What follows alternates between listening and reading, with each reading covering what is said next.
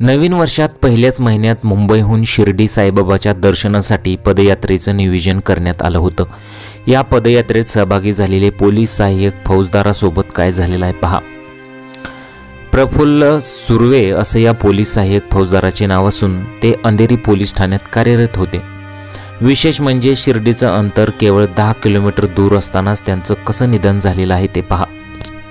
सुर्वे हे दरवर्षी अंधेरी ते शिर्डी पायी चालत जात असे।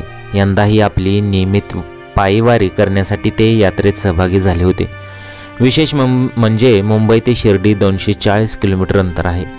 हे अंतर कापताना त्यांनी तब्बल 230 किलोमीटर पायी प्रवास केला।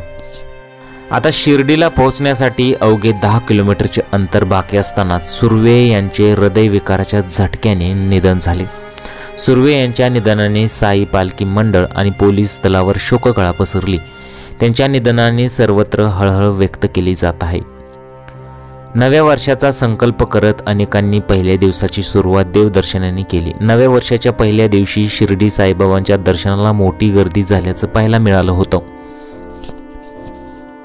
तर अशी ही घटना घडलेली आहे। साई दर्शन 10 किलोमीटरवर असतानाच दुर्दैवी मृत्यू झालेला आहे।